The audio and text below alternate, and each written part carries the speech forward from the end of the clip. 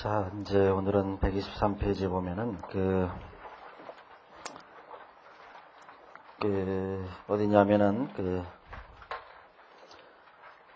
현재 가치 평가부터 얘기를 하죠. 이제 재무회계가 이렇게 있어요. 이렇게 재무회계가 있죠. 재무회계가 이제 크게 중급회계하고 이제 고급회계 이렇게 두 가지로 나눠진다. 이렇게. 자, 이렇게 두 가지로 나눠지는데, 우리 이제 회계에서 제일 중요한 게 뭐냐면은, 자, 첫 번째로 현재 가치 평가예요. 현재 가치 평가하는 거. 회계 원리에서도 이제 현재 가치에 대해서 공부를 하셨겠지만, 자, 이제 현재 가치 평가가 제일 중요한 거예요. 이게 전체 재무회계의 한 40%를 차지해요. 이렇게 굉장히 중요한 거예요. 자, 두 번째로, 중급회계 범위는 아니지만 지분법이라는 게 있어요. 지분법. 지분법이 전체의 한 40%를 차지해요. 이렇게. 그냥 고급회계는, 여기 있는 고급회계는 다 지분법이라고 생각하시면 돼요. 그냥. 이렇게 된다고요. 그럼 나머지가 있어요. 나머지 떨거지들이 있어요. 떨거지들이 있어요. 이게 한 80%를 차지해요. 그래서 합쳐서 160%가 돼요.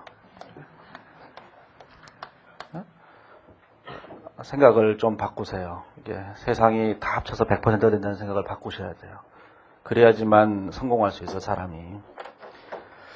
자, 그래서 이제 여기서는 뭘 얘기할 거냐면은, 현재 가치로 평가하는 것들이 무진장 많은데, 자, 그 중에서 가장 대표적으로 현재 가치 평가에 대한 얘기를 먼저 시작을 하는 거예요. 이걸 해놓고 가야만 뒤에가 이제 쉬워요. 이 책이 다른 책과는 달리, 책의 그 챕터 순서가 틀리다고, 이게. 챕터가 틀린 이유는 뭐 때문이냐면은, 어떻게 해서든지 공부하는 시간을 줄이기 위해서 앞에 챕터를 공부해야만 뒤에 챕터가 되게끔 순서대로 만들어 놨기 때문에 다른 책들하고 순서가 많이 틀려요. 다른 책 같은 경우에는 이제 이 책 같은 경우에는 4장부터 수익이 나와요. 4장부터. 5장에 이제 건설계약이 나오는데 이게 손익계산서거든요. 대부분의 경우에 손익계산서 부분은 많은 중급회계 책들이 어디 나오냐면은 학원 끝에쯤 가서 나온다고요. 그렇게 되게 되면 뭐냐면은 저는 개인적으로 공부할 시간이 훨씬 더 많이 필요하다고 생각한다고요. 그래서 처음부터 수익하고 그다음에 건설계약이 나오니까 처음부터 어려운 것부터 나와요. 이게 약간 어려워요. 약간 어렵죠. 자, 약간 어려우니까 사람들은 이제 왜 이렇게 어렵냐 이렇게 생각을 하는데 이걸 잘 해야지만 뒤에 다른 챕터들이 훨씬 더 쉽다고요. 또 우리가 현재가치 평가하는 데 있어서 현재가치 평가하는 챕터가 얼마나 되느냐면 무진장 많아서 예를 들어서 제일 뒤에 이 책에서도 나오는 금융상품, 금융부채라는 부분이 있어요. 금융부채 12장인가 이럴 거예요. 이렇게 금융부채 부분. 그 다음에 금융상품이라는 게 있어요. 금융자산이라는 부분. 이제 하권에 제일 앞에 나올 거예요. 15장쯤 될 거예요. 이게. 자, 그 다음에 나중에 이제 리스라는 부분이 있어요. 리스. 그 다음에 복합금융상품이라는 게 있어요. 복합금융상품. 상품. 예전에 이제 전환증권이라고 하는데 전환증권이라고 하는 분야가 있어요. 자, 그 다음에 이제 이거 말고도 많은데, 뭐 충당부채 같은 경우도 있고, 이렇게 수도 없이 많은 분야들이 있어요. 이거는 각 챕터별로만 그냥 얘기한 건데, 이렇게 전부 다 현재가치 평가예요. 그러면 이 현재가치 평가를 할 때마다 현재가치에 대한 얘기를 계속 하게 되면 복잡하니까, 일단 여기서 현재가치 평가를 먼저 다 얘기하고, 그 다음에 유유절법이 뭔지에 대해서 정확하게 얘기하고, 그걸 제대로 이해한 다음에 이 얘기를 하면 되는 거예요. 이렇게. 그래서 이제 여기서는 현재가치 평가를 먼저 설명한 거예요. 우리가 이제 회계원리에서 공부하셨던 그 단순한 현재가치평가, 현가계수 곱하고 이런 얘기를 하는 게 아니라 우리가 왜 유유절법을 하지 않으면 안 되는가 그런 얘기에 대한 얘기를 할 거예요. 여기서는. 자, 그러면 이제 129페이지에 오면 현재가치평가를 할 때 현재가치평가하는 대상이 어떤 것들이 있는가 하는 건데, 자, 현재가치평가를 하는 대상은 거기 보시면 파란색 글씨로 두 가지가 있어요. 장기연불조건의 매매거래와 장기금전대차거래 두 가지가 있어요. 장기연불조건의 매매거래라는 게 있어요. 매매거래. 그 다음에 장기금전대차거래라는 게 있어요. 장기금전대차거래라는 게 있고 이게 다 두 가지가 있어요. 자, 이 장기연불조건의 매매거래와 장기금전대차거래는 반드시 현재가치 평가를 하셔야 되는데, 장기연불조건의 매매거래와 장기금전대차거래는 그 뒤로 넘어가 보시면 그림이 그려져 있는데 그 그림 3-1을 보시면 돼요. 자, 그림 3-1에서는 무슨 얘기를 했냐면은 장기연불조건의 매매거래에서는 도대체 무엇을 거래를 하는가 하는 건 이제 거래 대상이 있어요. 자, 거래의 대상 있죠. 거래 대상. 뭘 거래하는 것인가 라는 건데, 장기연불조건의 매매거래에서 이 매매거래라고 하는 것은 뭘 거래하는 거냐면은 재화하고 용역을 거래하는 거예요. 이렇게. 용역이라고 하는 것은 우리가 뭘 말하냐면 이제 서비스를 말하는 것이고, 서비스. 자, 재화라고 하는 것은 물건이 있는 걸 말해요. 물리적 실체가 존재하는 것. 자, 물리적 실체가 존재하는 걸 우리가 재화라고 한다고요. 이렇게. 자, 우리가 예를 들어서 어디 가서 텔레비전을 산다. 그러면 재화를 산 거예요. 우리가 여기 계신 분들이 와서 제 강의를 듣잖아요. 그건 이제 용역을 사는 거예요. 서비스를 사는 거예요. 집에 돌아갈 때 아무것도 안 남아요. 예? 그게 용역이에요. 예? 그게 어디에만 남느냐? 머릿속에서만 남고 기분으로만 남아요. 기분이 더럽게 갈 수도 있고 기분이 좋아서 갈 수도 있고 그게 서비스예요. 그렇게. 자, 장기 금전대책을 했어요. 장기 금전대책은 돌아갈 때 돈이 남아요. 돈을 거래하는 거를 장기 금전대책이라고 한다고. 그런데 우리 돈이라고 쓰면 굉장히 싫어한다. 이 바닥에 있는 사람들은. 그래서 금전을 거래한다 이렇게 얘기하는 거예요. 이렇게. 금전이 돈이에요. 이게 금전대책을 해. 그죠? 돈이에요. 자, 우리가 현재가치 평가하는 거의 모든 자산이나 모든 부채들은 전부 다 금전대책을 해요. 이게 여기서 얘기하는 이 금융부채니 금융자산이니 리스니 복합금융상품이니 다 뭐냐면 다 금전대책을 해요. 다 금전대책을 하기 때문에 우리는 앞으로 금전대책을 해서 수도 없이 많이 얘기할 거예요. 그래서 예전 우리나라 기준에서는 이 장기연물 조건의 매매거래와 장기 금전대책거래에 대한 별도의 해석이 하나 있어갖고 거기서 설명을 했지만 국제 기준에서는 여기에 대한 설명이 별로 없어요. 별로 없기 때문에 여기서는 금전대책거래에 대해서는 설명하지 않기로 했어요. 왜냐하면은 국제 기준에 있는 것만 한다 그랬잖아요. 이게. 있는 것만 하기 때문에 없는 걸 안 한다고. 자, 그래서 금전대책거래는 여기서 굳이 하지 않는다 하더라도 여기서 나오는 금융부채니 우리 가장 대표적인 게 뭐냐면 사채 또는 뭐 투자자 입장, 그 다음에 금융리스, 그 다음에 전환사채, 신주수검사 이런 것들이 나오는데 이런 것들이 전부 다 금전대책거래이기 때문에 그쪽에서 돈을 주고받으면서 계산하면 그걸로 다 끝난다고. 그래서 이거는 나중에 하시면 되는 거니까 여기서는 유의절법의 본질을 알아두는 게 더 중요하니까 이거에 대한 얘기를 주로 설명할 거예요. 장기 연물 조건의 매매 거래에 대해서. 자, 그러면 이제 그 개정 과목이 어떤 것들이 나타나는가에 대한 얘기를 했는데 거기 개정 과목을 보시면 어떤 것들이 나타나냐면은 장기 연물 조건의 매매 거래에서는 매출 채권이나 매입 채무, 그 다음에 미수금이나 미지급금 이런 개정 과목들이 나타나요. 그 다음에 장기 금전대책 거래에서는 대여금이나 차입금 또는 사채, 투자 채무증권 이런 개정 과목이 나타나는데 나중에 이제 가보시면 투자 채무증권이라는 개정 과목은 없고 뭐 매도 가능 금융자산 뭐 이런 개정 과목들이 존재해요. 그럼 뭐 나중에 하시면 되는 거니까 투자 채무증권은 사채의 반대편 개정 과목이다 이렇게 생각하시기만 하면 되죠. 이게. 자, 개정 과목이 뭐냐는 것은 뭐 그다지 중요한 건 아니지만 네, 그런 것들이 있다는 정도를 생각해 보시면 돼요. 그래서 써 있는 것들 중에서 앞에 쪽은 자산 쪽이고 뒤에는 반대편에 부채 쪽에 있는 걸 말하는 거고. 자, 이제 130페이지에 보시면 자, 이번에 내재의 자율이라는 게 있어요. 자, 내재의 자율이 뭔가 이걸 생각하셔야 돼요. 자, 우리가 이제 제일 중요한 거는 우리가 현재가치 평가를 한다고 할 때는 반드시 내재의 자율로 현재가치 평가를 하셔야 돼요. 자, 현재가치 평가를 한다. 그죠? 현재가치 평가를 한다. 이렇게 얘기할 때, 이 현재가치 평가는 반드시 현재가치로 계산하기 위해서는 이자율이 필요해요. 이자율. 자, 이자율이 필요한데, 이 이자율은 어떤 이자율을 사용할 것인가 라는 건데, 우리는 내재의 이자율이라는 걸 사용하셔야 돼요. 내재의 이자율, 이걸 사용해야 된다고. 이렇게.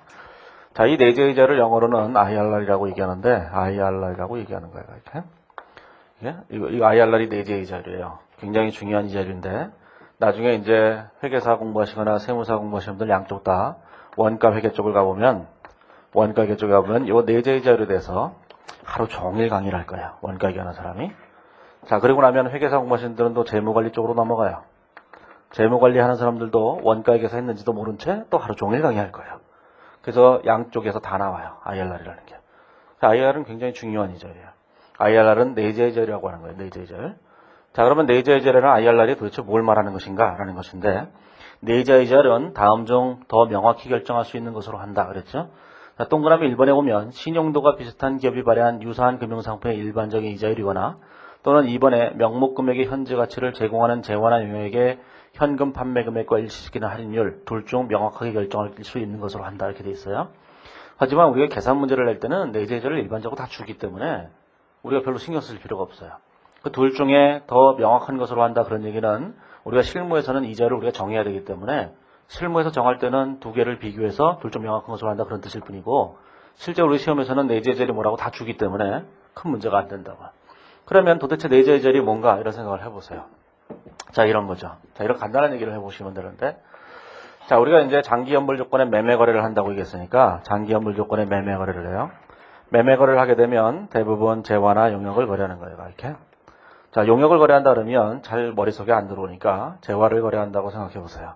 재화의 가장 대표적인 것을 자동차라고 생각해 보죠. 자동차라고 생각해 보세요. 자, 이제 자동차를 거래하는 거예요. 자동차를 거래한다고 할 때 자동차를 우리가 이제 구입하게 되죠.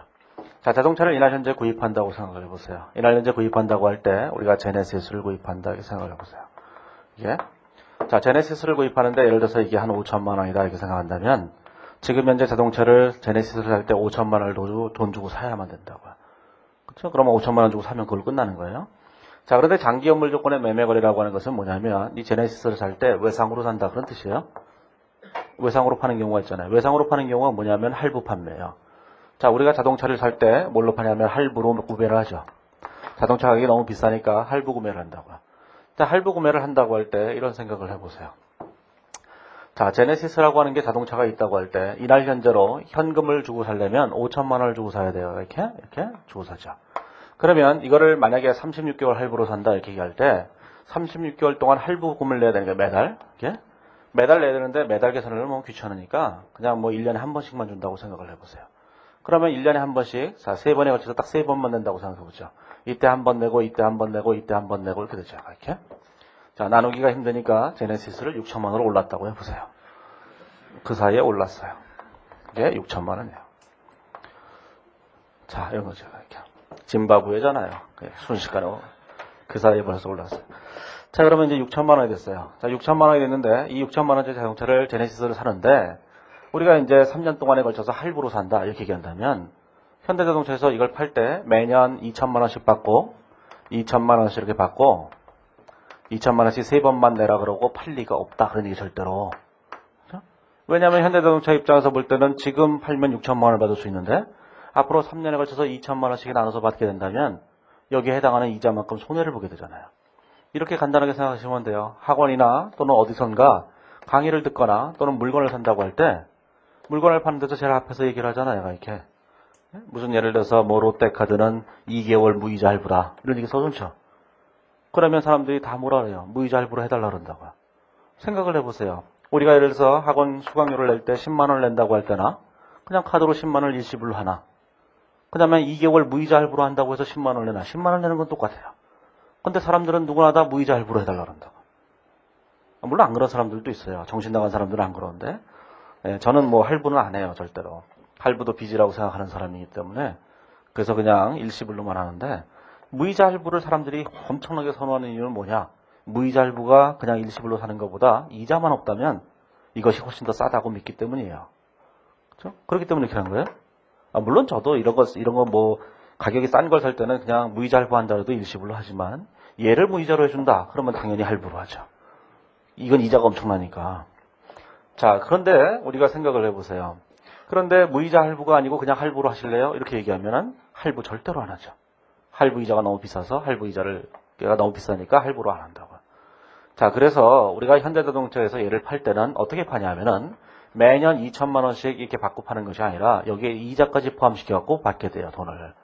그러면 이자까지 받게 되면 얼마가 될 거냐면 이렇게 되겠죠. 2천만 원을 받는 게 아니라 한 2,200만 원 정도씩 받을 거예요, 예를 들자면.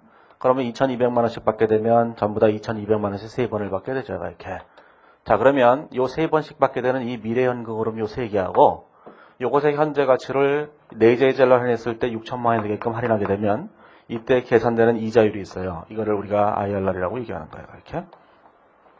따라서 내재이자라는 건 무엇을 말하냐면 우리가 제네시스라는 자동차를 살 때 앞으로 갚게 될 미래연금 흐름의 현재 가치를 그 자산의 지금 현재 공정가치와 같게 해주는 이자를 내재이자라고 한다고. 그렇죠? 그러면 우리가 이제 연말이 되면 뭐가 되냐면은 연식이 바뀌니까 자동차가 잘 안 팔려요. 자동차가 잘 안 팔리니까 연말만 되면 다 뭐예요? 할부 판매한다고 그랬죠? 무이자 할부로.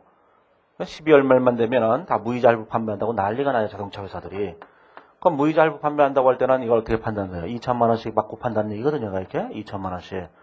그러면 2천만 원씩 받고 판다고 할 때 이 2천만 원과 미래연금의 현재 가치 가게해주는 이자율이 있겠죠. 이 이자율이 뭐가 있어요? 이게 내재이자율이거든요. 그렇게 생각해보면 내재이자율이 지금 뭐예요? 0%라는 뜻이에요. 이렇게. 그렇죠? 이 0%라는 뜻이에요. 0%? 자, 그러면 이 0%라고 할 때 이건 뭐 좀 나중에 얘기하겠지만 이 0%라고 하는 것은 무이자 할부가 됐다 그런 뜻이라고요. 하지만 현대자동차에서 무이자로 돈을 빌려줄 리가 없잖아요. 당연히 이자를 받겠죠. 따라서 우리는 이런 경우에는 0%로 할인하지 않고 내재이자율이 0%임에도 불구하고 다른 이자를 사용해서 현재 가치로 평가한다고. 그렇게 되게 되면 이 현재 가치 금액이 얼마 되냐면 한 5천만 원 정도밖에 안 돼요.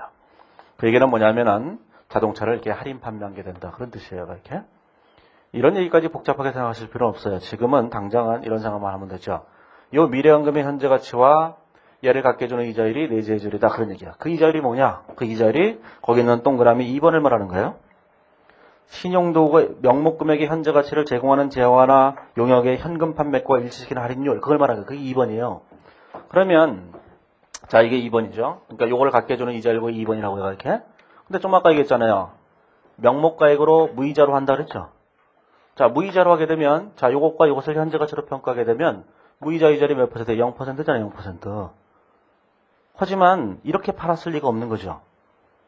0%로 했을 리가 없다고요. 연말에 자동차가 안 팔리니까, 빨리 팔아버리려고 할인 판매를 한 거예요, 지금. 그러면, 얘를 뭘로 현재 가치 평가하겠어요? 거기는 동그라미 1번으로 해야 되는 거예요. 동그라미 1번이 뭐죠? 동그라미 1번이 뭐냐면은 신용도가 비슷한 기업이 발행한 유사한 금융상품의 일반적인 이자로 사용한다 이렇게 되는데 그 이자율이 무엇을 말하냐면은 현대자동차에서 지금 우리에게 뭐라는 거예요? 돈을 빌려준 거예요 그냥.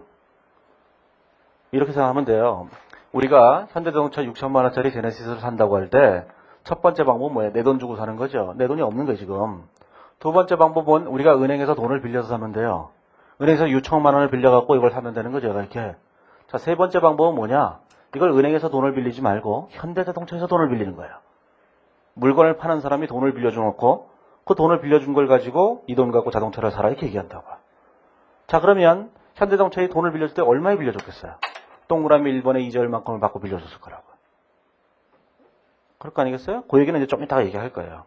그래서 어떤 문제에서 왜 둘 중 1번과 2번 중에 왜 보다 명확한 것으로 하라 이렇게 얘기를 했냐면은 2번으로만 하게 되면 무이자 할부를 할 때 뭐가 되냐면 현대자동차가 제네시스를 제값에 판게 돼버린다고요. 무이자 할부란 정확하게 뭐예요? 할인 판매요? 무이자 할부가 할인 판매가 아니라면 사람들이 미쳤다고 거기서 줄 서서 사겠어요. 현대백화점이나 롯데백화점이나 세일 시즌이 되면 봄 세일한다 그러면은 저기 명동 근처에 있는 그 도로가 완전히 그냥 이게 교통이 막혀갖고 엄청나게 사람이 다닐 수가 없다고 이게. 왜 그렇겠어요? 할인 판매한다고 생각하기 때문이라고 이게. 그래서 이 둘 중 보다 명확한 것으로 하는 거예요. 자, 요거에 대해서는 지금은 회계 원리 같이 시작하고 난 다음에 중급 회계를 처음 하시기 때문에 왜 이거 둘 중에 큰 걸로 하느냐, 둘 중 너무 다 명확한 걸로 하느냐에 대해서 지금 현재는 명확하게 마음속에 다가오지 않는다고 실질적으로. 이거를 세월이 지나서 원가회계도 공부하시고 재무관리도 공부하시고 이러고 나서 다시 돌아와서 예를 보면 제가 지금 하는 얘기가 무슨 얘기인지 다 이해하시게 돼요. 하지만 지금부터 얘를 이해하려고 생각하면서 막 공부를 하면은 진도가 안 나가요. 그냥 여기서는 둘 중 명확한 걸로 한다 이런 생각을 하고 그냥 넘어가세요. 계산 문제에서 다 뭐예요? 이자를 준다 그런 얘기예요. 말로 하는 문제에서만 이게 잠깐 필요한 건데 둘 중 명확한 걸로 한다 이런 생각만 하시고 자 지금 복잡하게 얘기하면은 끝도 없어요. 자, 그래서 그 밑에 130페이지에 보시면 내재제를 계산하는 방법에 대해서 써놨죠. 어떻게 되어 있냐면은, 그 밑에 보시면 뭐라고 되냐면, 재화나 용역의 현금 판매 금액을 알 수 있다면, 미래연금의 현재 가치를 갖게 해주는 이자율로 계산하면 되는 것이다. 이게 되어 있는데, 요 내재제를 계산하라. 이런 문제들은 우리 재무회계에서 거의 없어요. 내재제를 항상 줘요. 이게. 왜냐하면 우리 계산기가 계산이 불가능하거든요. 왜 그러냐면은, 우리는 대부분의 경우에, 이 미래연금 흐름이 있을 때 미래연금이 최소한 3년이에요. 2년짜리는 별로 안 내요. 자, 3년짜리가 되게 되면 뭐가 되냐면 3승근 루트를 해결해야 돼요. 이렇게. 3승근 루트를 해결해야 되는데 이 3승근 루트를 해결할 수 있는 계산기가 우리에게 없어요. 우리 계산기들은 기껏해야 루트예요. 얘가 3승근 루트를 딱 치게 되면 계산기가 망가져 버려요. 여기 계산기에 어라고 떠요. 이렇게? 예? 이렇게 떠요. 저는 감탄사예요. 사람들은 이걸 잘못 이해해서 이게 에라의 약자다 이렇게 이해를 하는데 그럴 리가 없어요. 이게 에라의 약자라면 오화를 섞겠죠. 얘가 이렇게. 에러의 약자가 아니라 얘가 계산기가 충격을 받아서 감탄사를 난무하는 거예요. 이게. 이게 뭐야. 이거예요. 이게. 그래서 그 다음 문제부터 못 풀어요. 그래서 우리 시험에서는 언제나 이 IRR이라고 하는 내재제를 항상 주기 때문에 여기서 그냥 이론적으로 그런 것이 내재제다라는 얘기를 썼을 뿐이에요. 나중에 이거에 대해서는 심각하게 생각하지 마시고 여기에 가면은 죽을 만치예요. 하루 종일 한다고. 제가 지금 기껏해 한 1, 20분 얘기하는데 30분 얘기하는데 거기서는 하루 종일 한다고. 종일 하고 난 다음에 못했을까봐 다음날 또 해요. 이쪽에서는 굉장히 중요하기 때문에. 여기서 그걸 잊어버렸을까봐 회계사 하는 사람들한테 세무사 공부하시는 분들은 똑똑하니까 그냥 넘어가는데 회계사 공부하시는 분들은 똑똑하지 못해서 또 잊어버렸을까봐 여기서 또 간다고 이게. 그렇죠? 그러니까 죽을 만치 하니까 여기서 이걸 이해하려고 노력하실 필요는 없다는 얘기야. 아무튼 내재이자라는 걸 주는데 내재이자를 현재가치 평가하는 것이다. 그만 알면 돼요. 자, 이제 뒤로 넘어가 보세요. 예. 자, 그러면 이제 제2절에 장기 연물 조건의 매매 거래가 있는데, 자, 여기서는 이렇게 돼 있어요. 거기에 132페이지에 오면, 자, 이제 현재가치 할인 차금이라는 걸 써야 되는데, 자, 현재가치 할인 차금이라는 건 뭐냐면, 첫 번째 문단에 보시면, 장기 연물 조건의 매매 거래에서는 미래에 수수할 총 금액을 적정한 이자로 할인한 현재가치와 당해 장기성 채권 채무의 명목 금액과의 차익을 현재가치 할인 차금의 과목으로 해서 당해 장기성 채권 채무의 명목 금액에서 차감하는 형식으로 표시한다. 자, 그런데 그 밑에 보면 현재가치 할인 차금이 뭐냐 이랬는데 현재가치 할인 차금이란 채권의 명목 금액과 현재가치의 차익을 말하는 거예요. 그러면 자, 그 밑에 보시면 이렇게 써 있죠. 파란색 글씨로 돼 있어요. 파란색이 잘 안 칠해져 있죠. 이게 명목 금액이란 무엇을 말하냐면 명목 금액까지 치셔야 돼요? 아, 세상에 그럴 수도 있는 거잖아요. 치다 보면. 자, 명목 금액이란 표시이자를 제외한 원금만을 말하는 거예요. 원금만을 명목 금액이라고 한다. 이런 생각을 하시고. 자, 그러면 133페이지에 자, 구체적인 예를 가지고 가는 게 제일 편하니까. 자, 133페이지에 오면 첫 번째 박스 바로 밑에 예가 있어요. 얘는 2009년 1월 1일 토지를 구입하면서 명목 금액 10만 원, 표시이자율 5%, 3년 만기의 장기성 채무가 발생했다고 가정해보자. 이렇게 얘기했죠. 자, 이제 이 예를 들어서 우리는 뭘 할 거냐면은 회계원리에서 공부했던 단순한 그 현재가치 평가에 대한 얘기를 하는 것이 아니라 왜 우리가 유효자율법을 해야만 되는지에 대한 얘기를 할 거예요. 자, 그러면 이제 거기 보시면은 그 133페이지에 보시면 자, 이제 거기 그림이 있죠. 자, 2009년 1월 1일인데 자, 2009년 1월 1일 날 자, 이제 만기가 3년짜리예요. 자, 우리가 이제 토지를 팔면서 A라는 회사가 자, B라는 회사한테 토지를 팔았다는 얘기예요. 토지를 판매했어요. 자, 토지를 판매했죠. 자, 토지를 판매하면 현금 받고 팔면 되는 거예요. 근데 B사가 돈이 없다고 해서 뭘 했냐면 외상으로 팔기로 했다. 그런 얘기죠. 그러면 틀림없이 2009년 1월 1일 날 A사는 B사한테 뭐라고 얘기했을 거냐면은 자, 이만큼의 돈을 달라 이렇게 얘기했을 거예요. 그만큼이 얼마냐면 공정가치죠. 그렇죠? 공정가치라는 건 뭐냐면 이 토지를 지금 현금 받고 판다면 얼마를 줄 수 있는 것인가? 그 금액이 공정가치예요. 요 금액을 주고 내가 사가라 이렇게 얘기한 거예요. 그랬더니만 뭐라 그랬냐면 B사가 돈이 없어요. 이렇게 얘기한 거죠.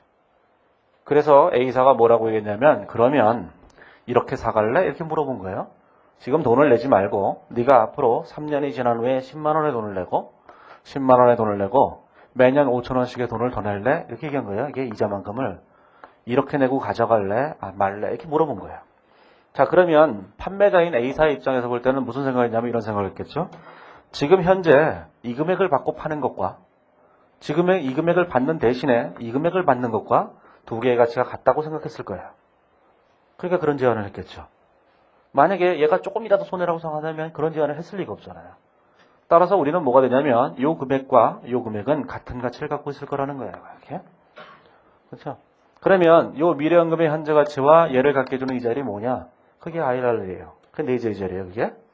그게 내재 이자율이죠. 내재 이자율 이렇게 된 거예요. 이자율 이렇게 된 거죠. 이렇게 된 거예요. 자, 이제 B사 입장에서도 생각해보죠. 자, B사 입장에서 볼 때는 뭐랬냐면 B사는 A사가 이 금액 주고 사가라는 거야. 돈이 없어요. 돈이 없으니까 돈 없어서 못 사요 그랬더니만 A사가 얘기한 거죠. 그러면 이만큼의 돈을 주고 사가겠느냐? 이렇게 물어본 거예요. 그러면 채무자 입장에서 볼 때 이 B사 입장에서 볼 때는 자기도 생각해보겠죠. A사는 틀림없이 이런 제안을 할 때 이 미래현금 흐름의 가치와 이 금액이 동일한 가치를 갖고 있다고 생각했기 때문에 그런 제안을 한 거예요. 그것이 채무자에게도 동일한 가치가 있는지는 다른 문제니까 채무자도 또 생각해 봤을 거야. 채무자도 자, 요 미래연금 흐름과 얘를 갖게 해주는 이자율이 이게 동일한 가치를 갖는지 생각을 해봤을 거라고요. 만약에 동일한 가치를 갖지 않겠다고 생각했다면 거절했을 거예요, B사는. B사 입장에서 볼 때는 아니 싫어요, 이것도 비싼 것 같아요. 그래서 싫어했겠죠. 그러면 A사가 또 다른 제안을 한다고요. 그러면 4,000원 맞네 이렇게 얘기하겠죠. 우리가 동대문이나 이런 데 가서 물건 산다고 생각해 보세요. 아줌마가 얘기하잖아요. 물건 하나 팔면서 이거 5만 원이에요. 그러면 비싼 것 같아요? 아닌 것 같으네? 그러고 가잖아요. 그러면 잠깐 와봐. 4만 원. 얘기하잖아요. 그 4만 원이 정당한 것 같으면 그냥 사잖아요. 정당하지 않은 것 같으면 다음에 올게요. 이러면 3만 원이라니까. 이거 자꾸 내려가잖아요. 그 서로 간에 어딘가 딱 일치하죠. 거기서 딱 사게 된다고요. 그러면 이 A라는 회사가 이 이자를 차츰차츰 깎아주는 이유는 뭐냐? 깎아줘도 될 만큼 지금 토지를 당장 팔아야 되기 때문이에요. 그러면 생각이 조금씩 바뀐 거예요. 이 사람이 살 마음이 없으니까 이게 4,000원씩으로 깎아도 이 미래연금의 현재 가치와 얘가 같다고 생각하는 거예요. 계속적으로. 그래서 어느 날 균형을 이루게 돼요. 그래서 채무자도 이런 거에 동의하고 채권자도 동의했다고 얘기한다면 채무자가 요 내재의 자리는 채권자가 생각하는 내재의 자리나 채무자가 생각하는 내재의 자리 똑같아지게 되죠. 그렇죠? 자, 그러면 우리가 이제 토지를 팔았다고 할 때 토지의 처분 금액이 있을 거야. 자, 토지를 얼마에 팔았다고 볼 것이냐라는 건데 요 금액의 현재 가치로 팔았다고 본다. 그런 얘기예요, 이렇게. 자, 그런데 우리 시험에서 낼 때는 이렇게 되죠. 이 토지의 처분 금액이 얼마인지를 우리가 계산을 하셔야 돼요. 하지만 토지의 처분 금액을 계산하라고 해놓고 이 공정가치를 만약에 문제에서 준다면 당연히 공정가치로 팔았겠죠. 그렇기 때문에 이 금액을 주는 경우란 이 세상에 없는 거예요. 전부 다 뭐만 주느냐? 토지를 팔았는데 이만큼의 현금으로 받고 팔기로 했다. 따라서 우리는 이 금액의 현재 가치로 처분 금액을 계산한다. 그러고 끝내는 거라고요. 따라서 미래연금을 계산하게 되면 무조건 미래연금은 현재 가치로 평가하는 거예요. 자, 그럼 뭘로 할인하느냐? 내재의 자리로 할인하죠. 내재의 자리 뭐냐? 133페이지에 오면 그 내재의 자리 그림 바로 밑에 보시면 10%라고 가정해보자. 이렇게 돼 있어요. 자, 그러면 이 내재의 자리 몇 퍼센트였냐면 내재의 자리 10%였어요. 자, 요것과 요것을 갖게 해주는 이 자리 몇 퍼센트였냐? 이게 10%였다고요, 이렇게. 자, 그러면 이제 현재 가치 금액을 계산해보죠. 자, 현재 가치 금액이란 10%로 현재 가치 평가한 거예요. 자, 그러면 이 미래연금을 10%로 현재 가치 평가하기 위해서는 이렇게 계산하면 되죠. 자, 10만원 곱하기, 자, 10%, 자, 3기간 현재 가치 계수가 있어요. 현가 계수. 여기다가 이렇게 돼 있죠. 자, 플러스 이자가 있는데, 이자는 5,000원이에요. 이 5,000원에 대해서, 자, 10%, 3기간 연금 현가 계수를 이렇게 곱하는 거예요. 연금 현가 계수를 이렇게 곱하면은 이게 계산이 되죠. 이 현가 계수냐, 연금 현가 계수가 뭐냐에 대해서는 여기서 공부하는 게 아니라 회계 원리에서 하는 거예요. 여기서 이런 얘기까지 하게 되면 이 중급회계는 안 끝나요. 이렇게. 자, 그래서 요거를, 그래서 중급회계에서, 회계 원리에서 적어도 이걸 공부하셔야 되는 거예요. 현가 계수에 대해서. 자, 그러면 이 현재 가치 금액을 이렇게 계산해 놓고 나면 현재 가치 금액이 얼마가 됐냐면은 거기 보시면은 현재 가치 금액이 87,565원이 돼요. 자, 87,565원이 된다라는 거죠. 자, 요 금액이 뭐냐면 현재 가치 금액이에요. 자, 현재 가치 금액인데 우리는 132페이지에 오면은 자, 이제 현재 가치 할인 차금을 쓴다 그랬죠. 자, 현재 가치 할인 차금이라는 건 뭔가? 현재 가치 할인 차금이라고 하는 것은 자, 할인 차금이라고 하는 것은 어떻게 쓴다냐면 이렇게 되나요? 장기성 채권 채무의 명목 금액에서 자, 뭘 뺀 거냐면은 현재 가치 금액을 이렇게 뺀 거예요. 자, 지금 현재 가치 금액은 얼마라고 했냐면 87,565원이에요. 현재 가치 금액은 87,565원이죠. 이렇게.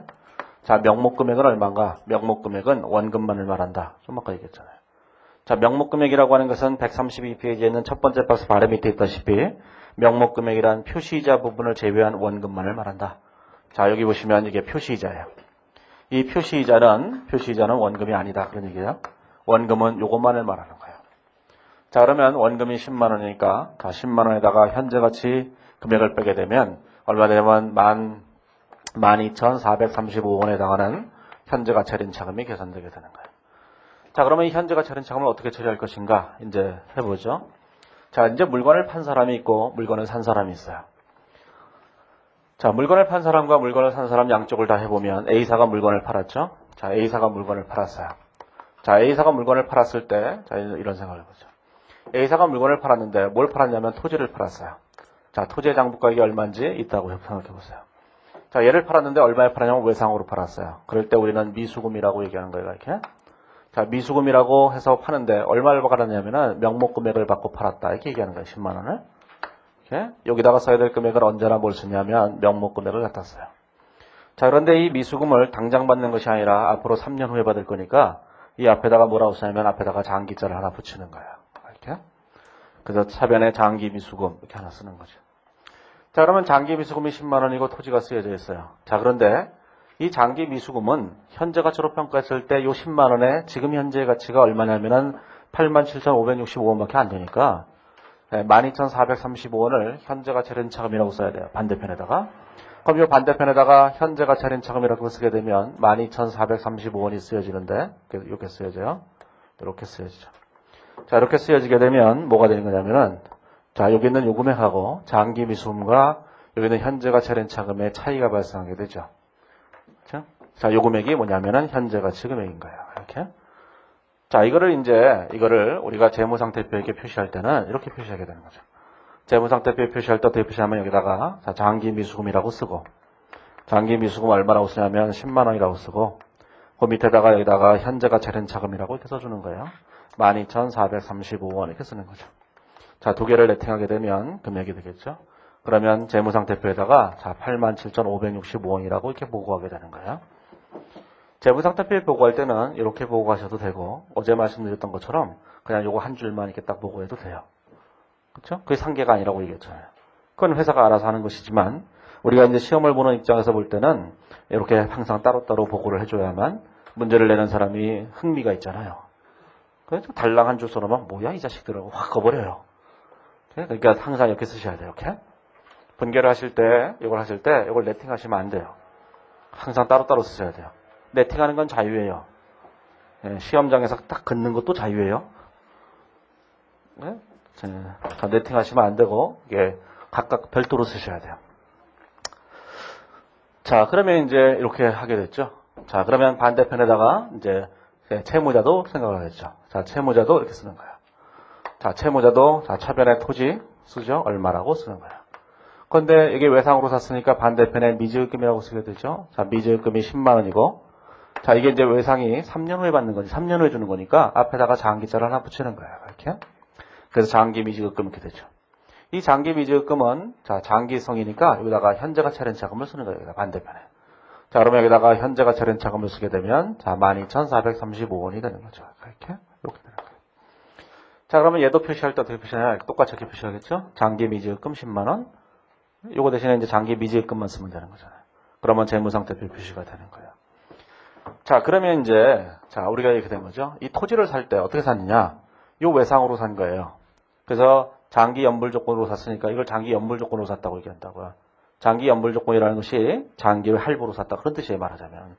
그러면 요 금액의 자, 현재 가치를 계산하면 그게 토지의 취득원가가 돼요. 자, 이러한 토지의 취득원가가 얼마냐라는 얘기에 대해서는 나중에 유형자산에 나오는 거예요. 유형자산을 장기 할부 조건으로 사게 되면 취득원가는 미래연금의 현재 가치를 말한다 이렇게 되어 있는 거예요. 그쪽에서. 여기는 뭐에 대한 거예요? 토지에 대한 얘기를 하는 것이 아니라 요거에 관한 얘기를 하는 거예요. 지금 요거에 대한 얘기를 한 거예요. 자, 여기도 생각해 보시면 무슨 얘기를 하는 거냐면은 토지의 처분가액에 대한 얘기를 하는 것이 아니라 요거에 관한 얘기를 하는 거예요. 요거에 관한 얘기. 그러면 토지를 팔 때 요금액에 팔았겠죠. 그럼 요금액과 장부금액과의 차이가 여기다 처분이 또는 처분 손실을 계산되는 거죠. 자, 여기다가 이제 토지에 대한 얘기를 하고 싶었던 것은 아니고, 자, 거기 보시면 132페이지에 오시면 그 장기 연불 조건의 매매 거래라는 게 있어요. 132페이지 제일 밑에 박스를 보시면 자, 장기 연불 조건의 매매 거래란 자금 차입 거래와 매매 거래를 합쳐놓은 것이다. 이렇게 돼 있다고. 이게 무슨 뜻인지를 이해하셔야 돼요. 자, 우리가 이제 제가 좀 아까 이런 얘기를 했어요. 오늘 이 얘기는 굉장히 길어지겠지만 현재 가치 평가가 그만큼 중요한 것이기 때문에 굉장히 길어지는 거예요. 자, 이제 현재 가치 평가가 있다고 생각을 해보세요. 현재 가치 평가가. 자, 현재 가치 평가를 하는데 우리는 두 가지를 한다 그랬죠. 장기 연불 조건의 매매 거래가 있고 장기 금전 대차 거래가 있다. 이렇게 얘기했어요. 장기 연불 조건의 매매 거래가 있고 자, 장기 금전 대차 거래가 있죠. 이렇게. 그런데 장기 연불 조건의 매매 거래란 결국 무엇을 말하냐면은 장기 금전 대차 거래에다가 매매 거래를 더한 것이다. 이게 얘기하는 거예요, 지금. 이렇게. 지금 왼쪽에는 제일 밑에 있는 박스가 그 얘기를 하는 거예요, 이게. 장기 연불 조건의 매매 거래란 장기 금전 대차 거래에다가 매매 거래를 더한 것이다. 이런 얘기죠. 따라서 우리는 장기 연불 조건의 매매 거래나 장기 금전 대차 거래나 다 뭐야? 다 금전 대차 거래라는 거야, 결국은. 자, 그거부터 먼저 이해를 하셔야 돼요. 자, 왜 장기 금전 대차 거래인가? 거기에 대한 얘기를 이제 그 밑에다 쓰는 거죠. 133페이지를 한번 보시면 133페이지죠. 거기를 보시면 이렇게 돼 있어요. 자, 예를 들어서 자, 돈을 빌린 사람의 토지를 사는 사람의 입장에서 생각을 해보세요. 자, 토지를 사는 사람이 있었죠. 자, 토지를 사는 사람이 이렇게 샀다고 생각해 보세요. 예를 들어서 A라는 사람이 자, B라는 사람한테 토지를 팔았는데 자, B사가 토지를 구입했어요. 자, 장기 연불 조건이라고 생각하지 말고 그냥 외상이라고 그냥 간단하게 생각해 보세요. 외상이야, 외상. 뭐 1년 만기라고 생각해 보죠. 1년 후에 이자 주기로 했다 이렇게 생각해 보세요. 그냥 단순하게. 그러면 이렇게 생각을 해보죠. 그냥 얘기해요. 이거 갖고 어차피 뭐 얘기할 거니까. 자, 이제 이걸 생각해 보세요. 자, 저기서 B사가 한 획의 처리는 뭐죠? B사가 매매 처리는 이렇게 한 거예요. 차변에 토지를 샀는데, 자, 토지를 샀죠. 87,565원을 주고 샀어요. 자, 그런데 이걸 외상으로 산 거잖아요. 그래서 여기다가 장기 미지급금이라고 이렇게 얘기했죠. 미지급금 얼마냐면 10만원. 그래서 현재 가치 렌차금이 12,435원에 여기다 현재 가치 렌차금이 쓴 거예요. 이렇게. 자, 이제 이 얘기를 이렇게 분석해보자. 첫 번째. 만약에 B사가 돈을 빌릴 때, 돈을 누구한테 빌렸냐면 은행에서 빌려서 그 돈을 가지고 토지를 샀다. 이렇게 생각해보세요. 자, 첫 번째, 은행에서 차입을 해서 그걸 가지고 토지를 구입했다. 이렇게 생각을 해보세요. 자, 은행에서 차입을 해서 토지를 구입했다면 은행에서 일단 돈을 빌려야 되죠. 얼마를 빌려야 돼요? 87,565원을 빌려야지만 토지를 살 수 있어요. 그래서 자, 현금으로 얼마를 받았냐면 87,565원을 빌렸어요. 외상으로. 그러면 은행에서 장기 차입금으로 빌렸겠죠? 87,565원이니까 이렇게. 이게 뭐 원금이 10만 원이든 아니든 그건 별로 중요하지 않아요. 아무튼 돈 받은 것은 87,565원이죠. 이렇게 빌렸다고 생각해 보세요. 은행에서 나중에 10만 원을 갚기로 하고 87,565원을 빌렸다 이렇게 생각해도 마찬가지예요. 자, 10만 원을 갚기로 하고 87,565원을 빌렸다는 건 무슨 뜻이에요? 우리가 이제 명동사채 시장에 가보면 그들이 자주 얘기하죠. 그죠? 박신양이 가지고 사용하는 수법이잖아요. 박신양한테 가서 100만 원만 빌려주세요. 그러면 50만 원을 주면서 얘야 네가 100만 원을 빌려갔단다 이렇게 얘기해 주잖아요. 그런 걸 우리는 뭐라고 하냐면 선이자라고 얘기하는 거예요. 그래서 돈을 빌려줄 때 이자를 먼저 떼는 경우가 있어요. 따라서 우리는 이렇게 생각하시면 되죠. 은행에서 우리한테 10만 원을 빌려주면서 나중에 이자를 안 받는다는 조건으로 지금 이자를 미리 뗀 거예요. 그래서 87,565원밖에 안 빌려준 거예요. 그럼 12,435원이 남겠죠? 이걸 우리가 현재 가치 렌차금이라고 한다 그런 얘기예요. 자, 중요한 건 은행에서 돈을 빌렸다 이런 생각이에요. 은행에서 돈을 빌린 다음에 뭘 했냐면은 이 돈을 가지고 토지를 산 거예요. 토지를 그래서 현금 이렇게 산 거라고 얘가 이렇게. 그렇죠? 자, 그러면 현금으로 사겠다면 이게 87,565원이죠. 요게 87,565원 이렇게 된 거예요, 이렇게. 자, 그런데 은행에서 돈을 빌리지 말고 이 토지를 파는 사람이 돈을 빌려줬다면 이렇게 생각을 해보세요. 자, 토지를 파는 사람이 돈을 빌려줬다면 이라고 생각한다면 이렇게 됐겠죠. 자, 우리는 A사와 B사는 두 가지 계약을 해야 되는 거예요. 자, 첫 번째 계약은 뭐냐면은 돈을 빌려주는 금전대차 계약을 하나 맺어야 돼요. 금전대차 계약이라고 하는 것은 은행에 가보면 우리가 아파트를 살 때 은행에서 대출 받는다 그러면 은행에 가서 대출 계약서를 써야 돼요. 그게 금전대차 계약이에요, 그게. 그러면 은행에서 계약서를 쓰게 되면 은행에서 돈을 주죠. 계약서를 쓰게 되면. 그게 금전대차 계약이에요.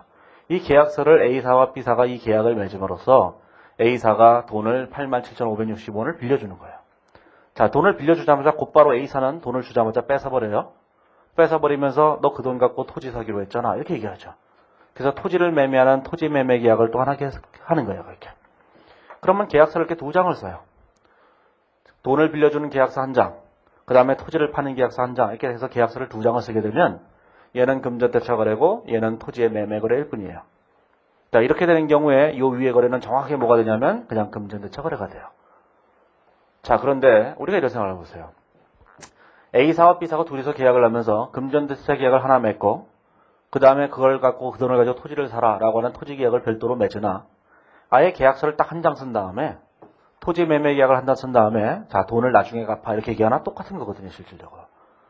그러면 돈을 빌려줄 때 물건을 사는 돈을 빌려줄 때 물건을 파는 사람이 돈을 빌려준다면 계약서를 이렇게 두 장 쓰는 것이 아니라 그냥 한 장만 쓰고 돈을 나중에 갚아 이래 버린다고요. 그렇죠? 결국은 제가 얘기하고 싶은 건 뭐냐면은 우리가 은행에서 돈을 빌려서 그 돈을 가지고 사게 되면 여기다 장기 차입금이라고 쓰지만 나한테 물건을 파는 사람이 돈을 빌려주면 여기다가 장기 미지급금이라고 쓴다 그런 얘기예요. 이게 재고자산이라면 장기 매입 채무라고 쓴다 그런 뜻이에요. 그럼 여기다가 장기 미지급금 이렇게 써지겠죠, 이렇게. 자, 왜 이런 복잡한 설명을 하겠어요? 그냥 그러지 말고 그냥 삼각표나 그리고 있으면 편할지도 모르겠지만 세월이 지나면 이것이 다 인생에 도움이 된다는 걸 아실 거예요. 자, 133페이지에 가보시면 자, 제일 마지막에 어떻게 됐어요? 분계가 두 가지로 쪼개놨죠? 그렇게 분계하는 사람은 이 세상에 없어요. 그 두 개를 합쳐서 우리는 무조건 어떻게 분계하냐면 이렇게 분계할 거야, 이렇게 분계할 거지만 이 분계를 두 개로 쪼개보면 요만큼의 부채를 발생시키면서 돈을 빌려서 그 돈을 가지고 토지를 샀다 이렇게 돼버린 거예요, 이렇게. 그렇죠? 그걸 분계로 하는 거예요. 133페이지에 보시면. 자, 그렇다면 우리는 이렇게 얘기했죠. 그렇다면 이 토지는 이제 신경 쓰지 마세요. 토지는 신경 쓰지 않으면 그냥 현금이 된 거죠. 분괴를 그냥 토지라고 했을 뿐이지 그냥 현금이 된 거예요. 자, 우리가 장기미지금이란 건 뭐냐? 물건을 파는 사람한테서 돈을 빌린 거예요. 돈을 빌리면 어떻게 해야 돼요? 이자를 줘야죠. 돈을 빌리면 당연히 이자를 줘야 되는 거 아니겠어요? 돈을 얼마를 빌렸어요? 87,565원을 빌린 거죠. 87,565원을 빌렸는데 얼마를 갚아야 돼요? 이만큼을 갚아야 돼요. 여기 10만 원하고 10만 원, 5천 원, 5천 원, 5천 원 갚아야 되잖아요. 자, 그럼 빌린 돈은 87,565원인데 갚아야 될 돈은 11만 5천 원이에요. 빌린 돈보다 더 준 건 다 이자다. 그 얘기예요. 그 동의하지 않나요? 그 형식이 뭐냐는 건 중요하지 않아요. 친구가 내게 얘기했죠. 친구가 내게 전화를 했어요. 전화를 해서 나한테 얘기하는 거야. 100만 원만 빌려달라고. 그 뭐에 쓰려고? 그러면 묻지 마. 그쵸? 안 빌려줄 거면 말지. 왜 물어보는지는 모르겠지만 알았어. 계좌번호 불러. 그래서 돈을 보냈어요. 계좌번호를 불렀죠. 그래서 계좌번호를 부르길래 돈을 빌려줬어요. 빌려줬는데 친구가 확인을 해보는 거죠. 돈 들어온 걸 보고 친구가 다시 전화하잖아요. 고맙다. 그게 뭐예요? 고맙다. 세 글자가 이자예요. 친구가 나한테 왜 고마워하겠어요? 나중에 걔 친구는 나한테 100만 원 보내주겠죠? 그리고 지금 고맙다를 보내줬잖아요.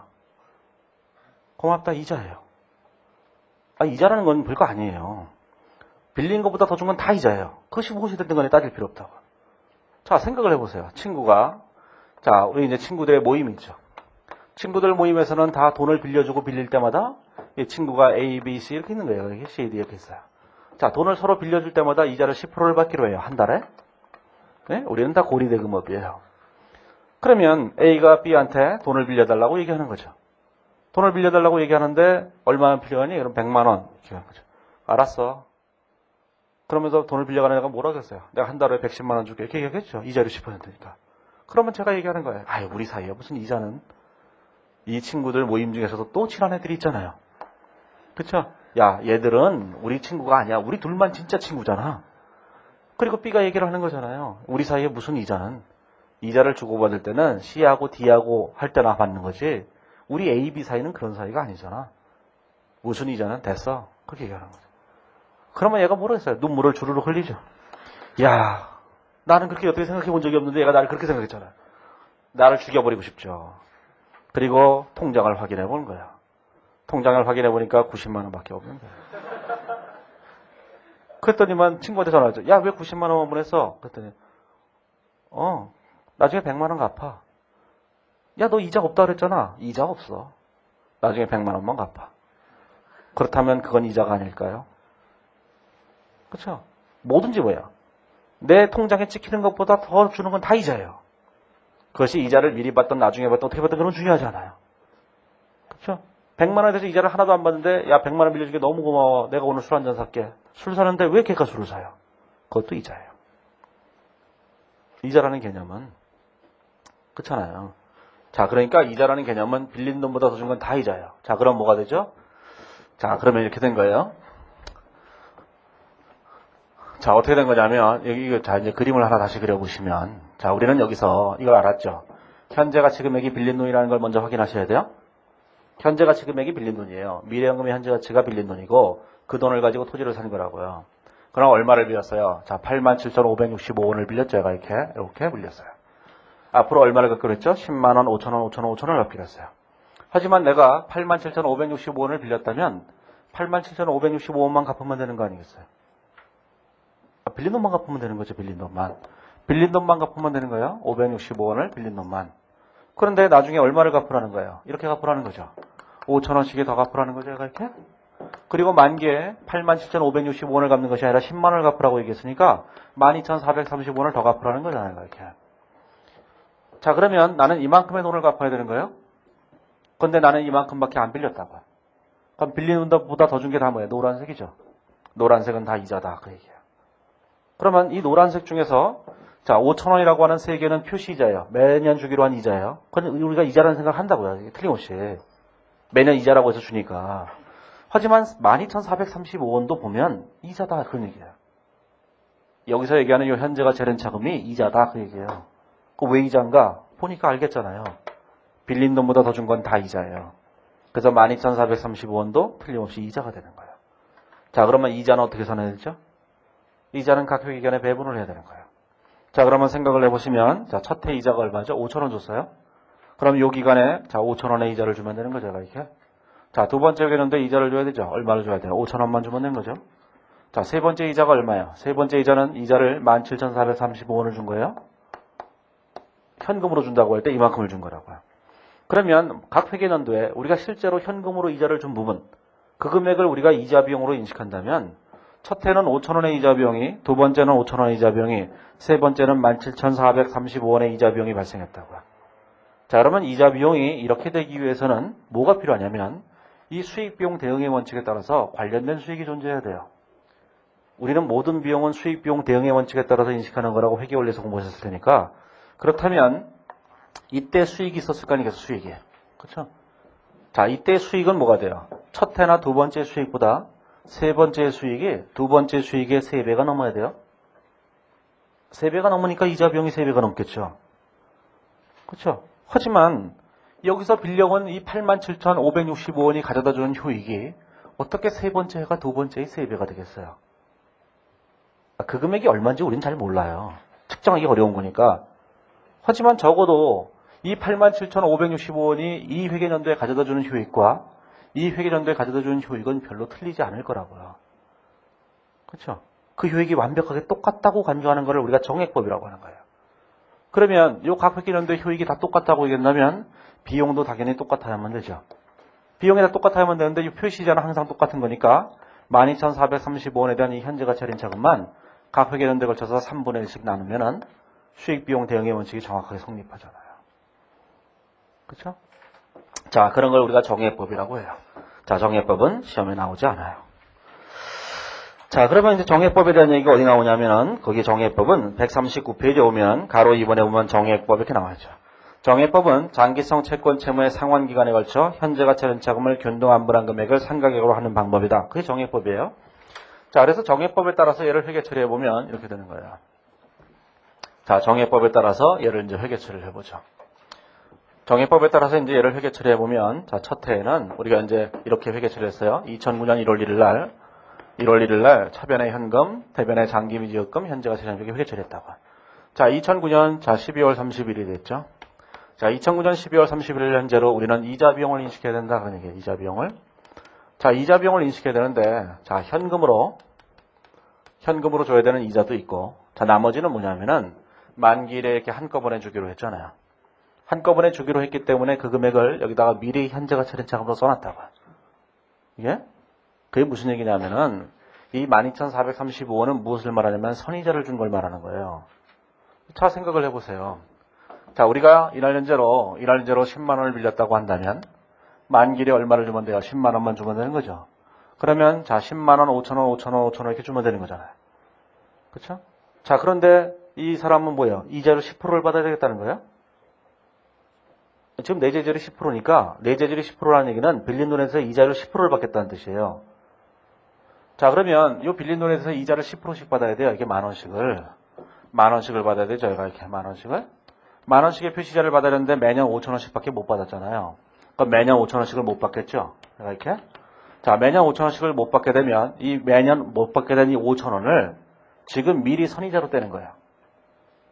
그러면 이 5천 원 3번을 이 미래연금의 현재 가치로 평가하게 되면 요 금액이 계산되겠죠? 이게 12,435원이에요. 이렇게. 현재 가치 할인 차금은 두 가지 성격이 있는데 한 가지 성격은 뭐냐면은 나중에 줘야 될 이자를 미리 선이자로 뗐다는 성격이 또 하나 있고, 또 하나의 성격은 뭐냐면 매 기간에 주지 못한 이자를 만기일에 한꺼번에 준다 이런 뜻이 있어요. 그 두 가지가 서로 이해가 잘 안 돼요, 사람들은. 자, 이건 제가 좀 이따가 다시 정리를 할 거예요. 그냥 여기서는 그냥 이 현재 가치 할인 차금이 뭐냐? 선이자다. 그걸 생각하시면 되는 거예요. 선이자는 앞으로 만 원씩의 이자를 줘야 되는데 5천 원씩밖에 이자를 안 줬으니까 5천 원씩을 덜 줬잖아요. 그걸 미리 선이자로 뗀 거예요. 그렇죠? 그러면 선이자로 뗐다면 그거를 이자로 계산하면 되는 거 아니겠어요? 그래서 매년 표시 이자가 5천 원인데 저 현재 가치 할인 차금이라고 하는 것을 선이자로 이렇게 줬으니까 이 12,435원의 선이자를 나누기 3으로 나눠서 이렇게 이자 비용을 계산하는 거죠. 그래서 이 두 금액을 합한 금액을 이렇게 이자 비용으로 계산하게 되면 회계 처리가 되는 거예요. 그러면 2010년 12월 30일에도 자, 요 위에 있는 회계 처리랑 동일한 회계 처리를 하면 되죠. 여기다 현금 5,000원, 5,000원, 자, 현재 가치 렌차금 이렇게 된 거예요. 12,435원 나누기 3 이렇게 된 거죠. 이자 비용은 여기다 써주는 거고. 그래서 이자 비용이 매년 동일한 금액이 돼요. 자, 시험에 안 나와요. 그럼 시험에 왜 안 나오냐? 이 이론적으로 옳지 않다고 믿어지기 때문이거든요. 1980년대 제가 시험 봤을 때만 해도 이 정액법이 중급 회계책의 거의 대부분을 이루고 있었어요. 그때는 정액법만이 기준의 방법이었어요. 그리고 보론에 책 제일 뒤에 보면은 보론에 유효자율법이라는 방법이 있다고 한다. 이랬거든요. 1990년에 제가 대학원을 졸업할 무렵쯤에 90년에 대학원을 졸업했는데 이때쯤에 기준이 바뀌어서 정액법에서 유효자율법으로 기준이 바뀌었어요. 그때 대학원에 다니고 있을 때 그 교수분이 한 분이 그런 얘기를 했다고. 우리 어린 학생들이 이 유효자율법 같은 이 어려운 방법을 어떻게 하라고 도대체 기준을 이따위로 바꾸는 거냐고. 그리고 분개했다고요. 그리고 우리 대학원생들은 모여서 3, 4, 5 모여서 그랬거든요. 나이 드신 교수님들에 대해서 걱정을 했거든요. 저분들이 이 어려운 유효자율법을 어떻게 하나. 그리고 서로 걱정하고 있었어요. 그러던 시절이 지금으로부터 18년 전의 일이거든요. 자, 지금은 중급회계책에 정액법이 거의 써져 있지도 않아요. 왜 유효자율법은 이 바닥을 석권했나? 왜 마이크로소프트가 이 바닥을 석권하게 된다? 그 얘기를 하는 거예요, 지금. 유효자율법이 뭔지를 정확하게 아셔야지만 앞으로 하게 될 모든 얘기가 편해져요. 예? 모든 문제를 풀 때 아주 순식간에 문제를 풀 수 있게 되고 그런 얘기에 대해서 하는 거예요, 이렇게. 자, 그러면 정액법에 대해서는, 자, 이제 이게 어디 나오냐? 나오긴 나오는데, 어디서 나오면 연결해서 나와요. 고급회계에서 나와요. 고급회계에서도 사채거래가 있기 때문에 거기서 나오는데, 걔는 너무 어려워서 얘라도 쉽게 해보자. 그리고 얘를 정액법으로 하는 거예요. 걔는 굉장히 어렵기 때문에, 거기서까지 유효자율법을 하자 그러면 사람들이 다 미칠라 그래요. 여기는 정액법으로 그냥 해라. 그러고 그냥 문제를 준다고요. 그런 경우를 제외하고는 현재 가치 평가할 때 정액법으로 내는 경우는 없어요. 무조건 유효자율법이에요. 자, 왜 유효자율법을 했나? 이런 생각을 해보시면 되죠. 자, 이제 이런 생각을 해보세요. 자, 유효자율법이라는 게 도대체 뭔가? 자, 이제 135페이지에 보시면, 자, 가로 1번에 보면 유효자율법이 있는데, 자, 유효자율법이라고 하는 것은 첫 번째 문단에 이렇게 돼 있죠. 유효자율법은 금융자산이나 금융부채의 상각후 원가를 계산하고 관련 기간에 걸쳐 이자 수익이나 이자 비용을 배분하는 방법을 우리가 유효자율법이라고 한다라는 거예요. 자, 그런데 이제 금융자산, 금융부채라는 표현을 썼는데 국제회 기준에서는 모든 것이 다 금융자산이에요. 모든 것이 다 금융자산이라고 하는 얘기는 뭐냐면은 국제회 기준에서는 금융자산, 금융상품에 관한 기준이 있는데 금융상품이라고 하는 것은 금융자산, 금융부채를 말하는 건데 이 금융상품이라고 하는 것은 다 금융자산이에요. 금융자산이 아닌 걸 빼고는 다 금융자산이에요. 그렇죠? 뭐가 금융자산이에요? 현금 금융자산이에요. 그렇죠? 대여금 금융자산이에요. 매출 채권 금융자산이에요. 받으러옴, 외상 매출금 다 금융자산이에요. 금융자산이 아닌 게 어디 있어요? 없어요. 다 금융자산이에요. 그러면 이거 빼고만 하면 뭐가 남느냐? 유형자산, 무형자산 그리고 끝이에요. 유형자산과 무형자산을 빼고 재고자산을 빼면 나머지 다 금융자산이에요. 그런 정도로 금융자산이 거의 다죠. 그래서 국제회 기준에서는 장기성 채권 채무도 국제회 기준에서는 금융자산이라고 보기 때문에 여기서 금융자산이나 금융부채 이런 표현을 쓴 거예요. 그 표현 자체는 별로 신경 쓸 필요 없어요. 자, 그러면 유효자율법이라고 하는 것은 뭐냐면은 상각후 원가를 계산하고 관련 기간에 걸쳐 이자 수익이나 이자 비용을 배분하는 방법을 말하는데 이때 유효자율은 무엇을 말하냐면 내재자를 말한다. 그 얘기죠. 아까 이제 내재자를 현재가치 평가했잖아요. 그러니까 요 미래연금을 이렇게 현재가치 평가했죠. 현재가치 평가할 때 사용한 이자율, 요게 내재자율이에요. 예? 이게 유효자율이라고 해요. 이렇게. 따라서 유효자율과 내재자율은 같은 이자율이에요. 말하자면. 그래서 이제 우리가 유효자율법이라는 표현을 쓰는 것인데 유효자율은 내재자율과 같다. 일단 이렇게 생각하시면 되는 거예요. 자, 그러면 유효자율법에서는 상각액을 어떻게 계산할 것인가? 자, 중요한 건 이 상각액이죠. 현재가 차린 차금을 매년도에 걸쳐서 이렇게 줄여서 이자 비용으로 계산할 때 얘를 뭐라고 하냐면 상각이라고 얘기한다고요. 이렇게. 이 상각액을 어떻게 계산하느냐? 거기 있는 산식이 있어요.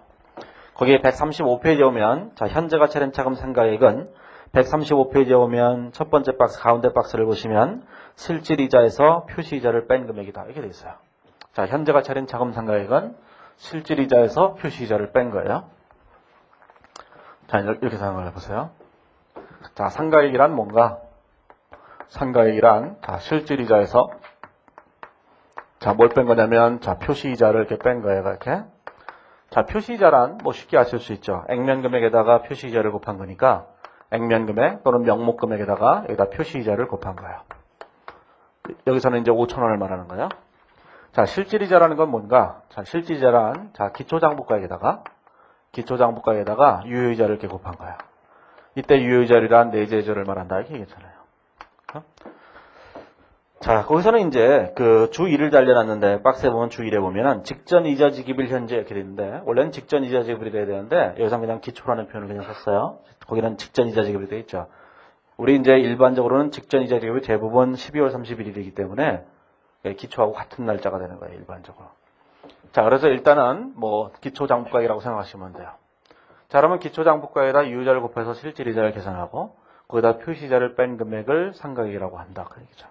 자, 이때 요 실질이자를 손익계산서에 표시할 때 얘를 이자 비용이라고 표시를 해요. 이렇게. 그 다음에 이 표시이자 부분은 뭐라고 쓰는 거냐면 얘는 현금이라고 쓰는 거예요. 현금이자를 줘야 되니까. 그 다음에 이 상가액은 뭐라고 쓰냐면 얘를 현재가치 할인차금이라고 쓰는 거예요. 이렇게 이거를 상가액이니까 회계 처리할 때. 그러면 이거는 그 채무자 입장에서 그런 것이고 채권자 입장은 반대니까 채권자 입장에서는 얘가 현재가치 할인차금, 얘가 뭐가 되냐면 이자 수익이 되는 거고 얘가 뭐가 되냐면 현금이 되는 거예요. 자, 그러면 이걸 가지고 이제 회계 처리를 해보세요. 자, 회계 처리를 해보면 자, 2009년 자 12월 30일이 됐죠. 자, 12월 30일이 됐어요. 자, 2009년 12월 30일이 되면 일단 뭘 계산하냐면 우리는 실질이자를 먼저 계산하셔야 돼요. 자, 실질이자를 먼저 계산해서 걔를 여기다 이자 비용이라고 이렇게 인식을 하고 그 다음에 반대편에 현금이라고 하는 표시이자를 쓰고 여기다가 현재가치 할인차금이라고 이렇게 쓰시기만 하면 돼요. 이렇게. 자, 그러면 자, 이자 비용을 뭐라고 쓸 건가? 자, 이자 비용은 기초장부가액에다가 유효자를 곱한 거예요. 기초장부가액이 얼마냐? 처음에 얘를 할 때 요만큼이 장부금액이죠. 이렇게. 첫 해. 그 금액이 얼마냐면 자 87,565원이야. 87,565원의 기초장부가액에다가 유효자를 10%를 곱하니까 이자 비용이 계산돼요. 그러면 이게 얼마냐면 자 8,757원 이렇게 된 거예요. 자, 표시이자가 얼마냐? 표시이자를 저기 보니까 5,000원이잖아요. 얘는 뭐 쉽게 계산할 수 있으니까. 그러면 3,757원이 요게 현재가치 할인차금이 된 거예요. 자, 그러면 자 현재가치 할인차금 상가액을 계산하고 나니까 이렇게 되겠죠. 자, 우리가 이제 재무상태표를 보시면 자 2009년 1월 1일 날 이렇게 됐을 거예요. 자, 이 채무가 있었는데 장기성 채무가 요게 10만 원 있었고 여기 현재가치 할인차금이 얼마가 돼 있었냐면 현재가치 할인차금이 12,435원 이렇게 되는 거예요. 이걸 빼게 되면 자 87,565원 계산돼요. 자, 그 다음에 2007년 말이 되니까 2009년 말이 되니까 어떻게 됐냐면 이렇게 됐죠. 자, 채무는 그냥 그대로 있는데 10만 원이 그대로 있는데 이 현재가치 할인차금이 요만큼 삼각돼 버렸다고 3,757원이. 그래서 여기서 3,757원이 삼각됐으니까 여기서 3,757원에게 감소했다고 얘가 이렇게 해요. 그러면 요 기말금액이 써지겠죠. 얘가 이렇게 얼마라고? 그렇죠? 거기도 그것도 그림으로 그려놨어요. 뒤에 가보시면 136페이지에 가보시면 제일 밑에 그림 3-2를 보시면 3-1을 보시면 어떻게 되겠어요?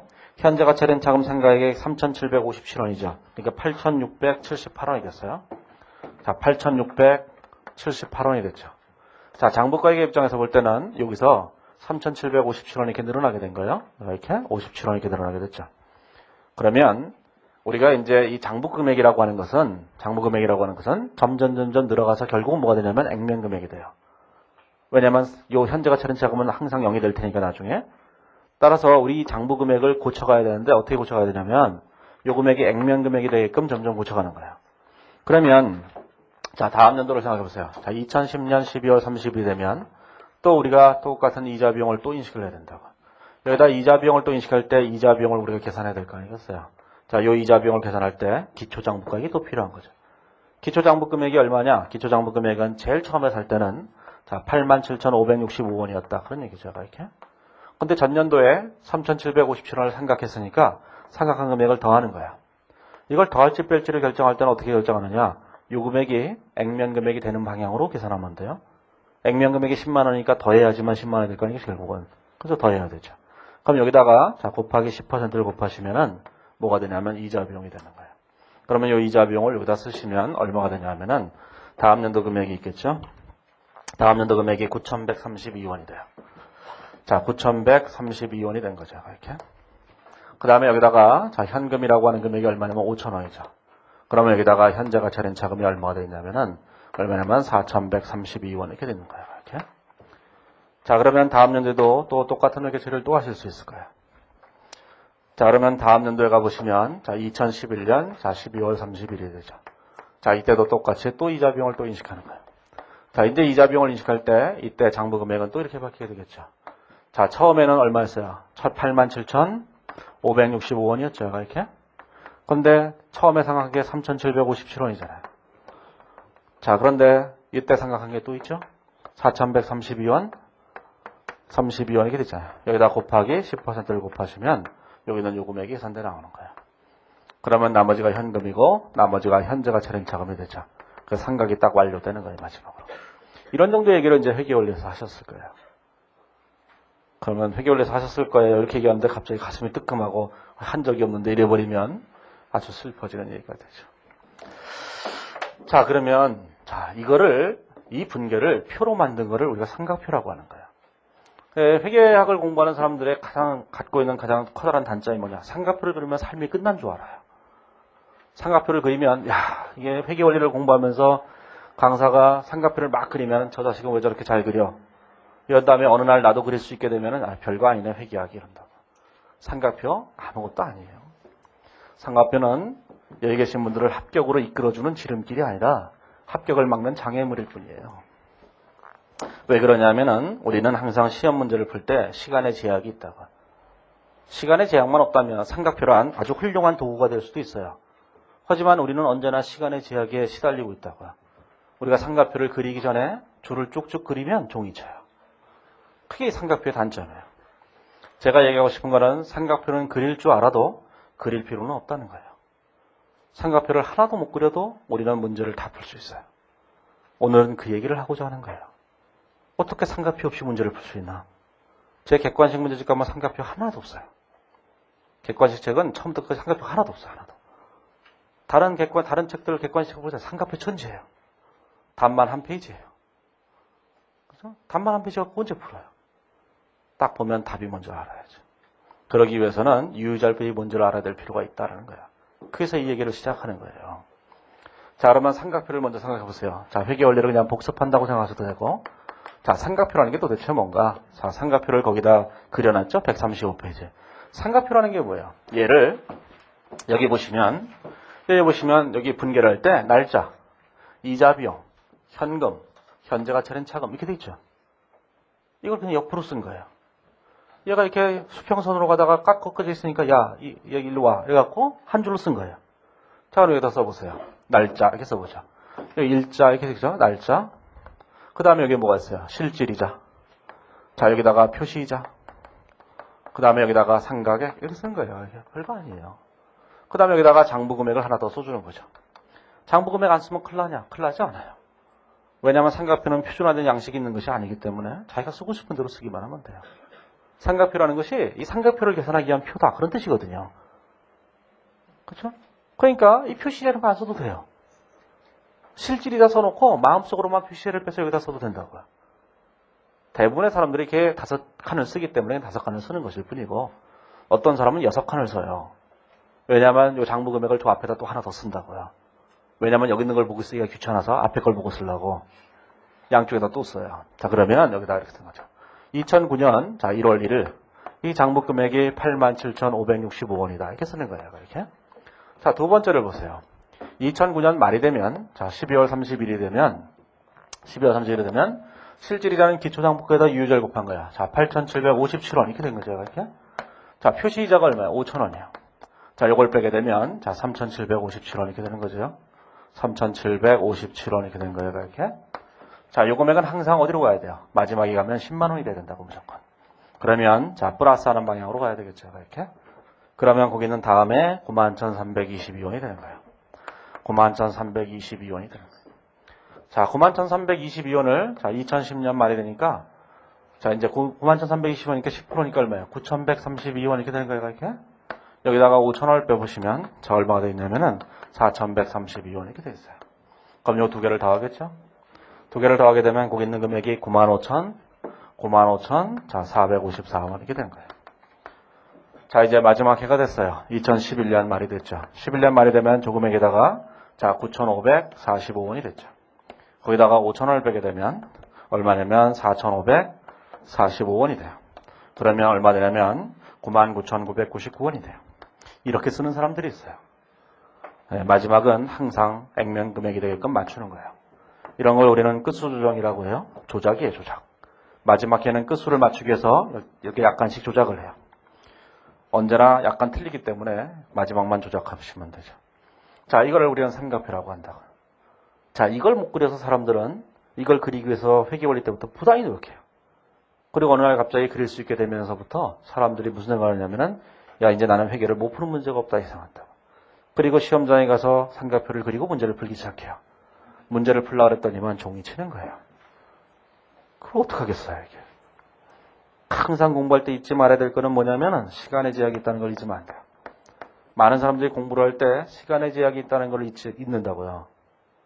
그리고 객관식 문제 같은데 객관식 공부 같은 거 할 때 책 같은 데 보면 객관식 문제 한 페이지 있는 문제들도 넣어놓은 책들도 있어요. 그거 풀었어요. 25분에 걸쳐서 맞췄어요. 친구한테 술을 한 잔 사요. 야, 내가 그 어려운 문제를 맞췄어. 이런다고 얘기해요. 그렇죠? 그리고는 시험에 떨어지죠. 그래서 객관식 문제 같은 걸 보실 때는 긴 문제는 풀 필요 없는 거예요. 긴 문제는 그냥 가서 가볍게 찍으면 돼요. 찍어도 이제 답을 찍으면 되죠. 이게. 자, 그래서 이 삼각표를 그렸죠. 이 삼각표를 그렸는데 그 뒤에 가보시면은 거기 137페이지에 보시면은 거기 이제 그림 3-3이 있어요. 3-3에서 삼각표를 그리는 작성 방법에 대해서 써놓은 거예요. 써놨는데 이거 뭐 별거 아니죠. 여기서 요 금액은 어디다 써요? 이자 비용이라고 쓰는 거고, 요 금액은 뭐라고 써요? 이거 현금이라고 쓰는 거고, 요 금액은 현재가 차린 자금이라고 쓰면 된다. 그런 얘기죠. 자, 그러면 이제 이 삼각표까지 그리는 것까지는 이제 그동안 했다. 그런 얘기예요. 자, 그러면 삼각표를 안 그리고 어떻게 문제를 풀 것인가라는 거잖아요. 삼각표를 안 그려도 우리는 문제를 푸는데 아무런 지장이 없어요. 자, 우리가 이제 이런 걸 해보죠. 자, 간단한 예를 하나 들어서 이런 논리를 하나 펴보세요. 그 밑에다가 유의자율법에 대한 얘기를 하기 전에 137페이지에 오면 그림 3-3 바로 밑에 보시면 이렇게 얘기를 해놨어요.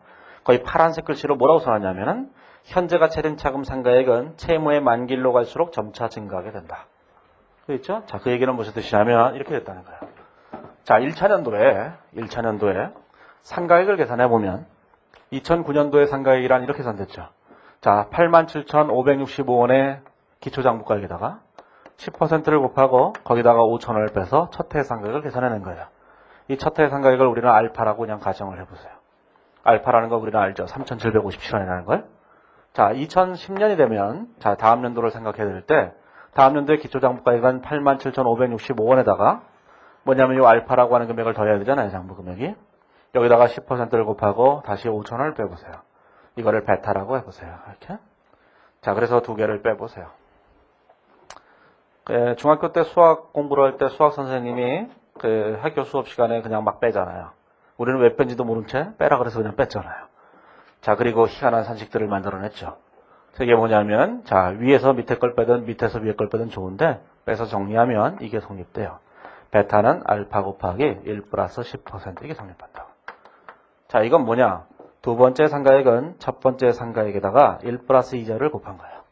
1 플러스 이자율이라는 게 뭐냐? 미래가치 계수예요. 자, 그 얘기는 무슨 뜻이냐면 이 첫 번째 상가액이 두 번째 상가액으로 갈 때는 이렇게 간다니까. 곱하기 1.1로 간다는 거예요. 이렇게 간다는 거예요. 그렇죠? 작년인가 어떤 강사가 2차 강의를 하면서 이 얘기를 했다잖아요. 이 상가액이란 전년도 상가액의 미래가치와 같다. 그러면서 이걸 보여줬다잖아요. 그래서 학생들이 다 일어나서 기립박수를 쳤다잖아요. 다 철이 없어서 그래요. 네? 우리는 이제 시작할 때 하는데 그들은 이제 2차 시험 보러 가기 직전에 이 얘기를 처음 듣고는 기립박수를 쳤어요. 제가 어제 얘기했잖아요. 동네 하찮은 칼잡이들이라고. 자, 그러면 우리가 문제를 풀 때 훨씬 더 쉽게 할 수 있겠죠. 전년도의 상가액은 다음 년도 상가액으로 갈 때 어떻게 해요? 미래가치로 가요. 자, 그러면, 자, 2009년도에, 자, 회계 처리할 때 어떻게 하겠어요? 자, 첫 해만 차변의 이자 비용, 대변의 현금, 여기다가 현재가 처리한 자금 이렇게 쓰겠죠? 이렇게? 그렇죠? 이렇게 쓰게 됐을 때, 이게 3,757원이라는 거 알았잖아요, 좀 아까. 3,757원이라는 거 알았죠, 이렇게? 그럼 2010년도에 가게 되면, 자, 이자 비용을 먼저 계산하는 게 더 귀찮잖아요. 기초장부가 곱하기 유의자를 곱해야 되니까. 그럼 첫 해만 계산해 놓고 나면 다음에는 어떻게 하는 거예요? 이렇게 하는 거죠. 곱하기 1.1. 그래서 요 금액을 계산해 놓으면, 자, 현금은 5,000원이고, 합하면 이게, 자, 9,132원이 계산된다고요. 그래서 상가액을 먼저 계산하면 훨씬 더 쉽게 계산할 수 있어요. 그래서 상가표가 필요 없는 것이냐? 그런 건 아니에요. 상가표가 필요 없는 이유는 더 뒤에 나오는 유의자율법의 본질이 뭔지를 아셔야 돼요. 자, 그러면 언제나 상가액은 전년도 상가액의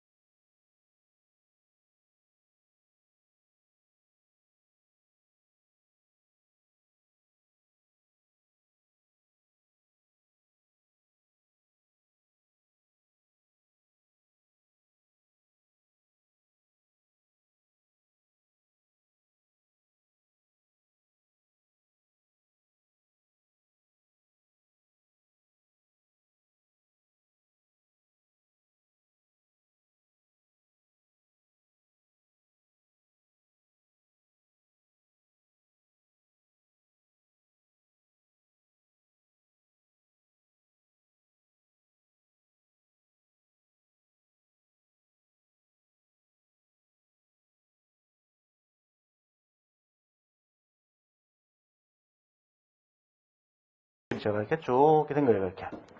자, 원금이 얼마냐면 원금이 10만 원이고, 원금이 100원이고, 그냥 편하게 생각해 보세요.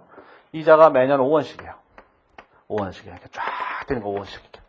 그렇죠? 자, 그때 18년째가 되는 해인 이해. 이해 이 장기성 채권 채무의 장부 금액이 얼마냐. 이렇게 물어봤다고 해보세요. 이렇게? 야, 충격적이지 않나요? 뭐 졌다의 문제가 다 있어. 예, 회계원리에서 공부했을 때 우리 연수학계법에 대한 문제를 풀 때 연수학계법은 분모를 쓸 때 1부터 내용연수를 더해야 되잖아요. 그럴 때 내용연수가 56년이다 이러면 우리를 충격으로 몰고 가죠. 그렇죠? 1부터 56까지 더해야 되잖아요.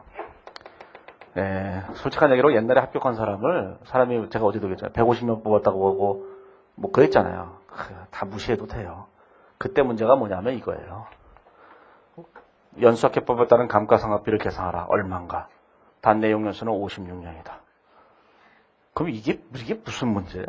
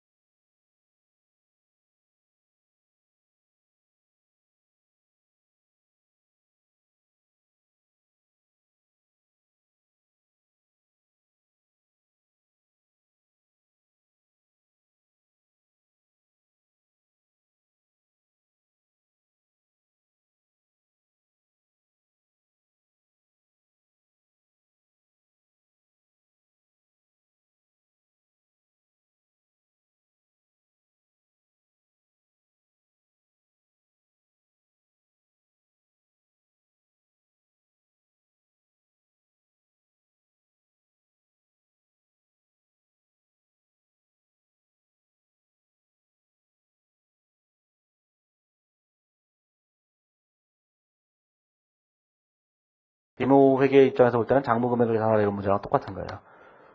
이걸 어떻게 생각했어요? 수많은 사람들이 삼각표를 그린 거예요. 18년 동안.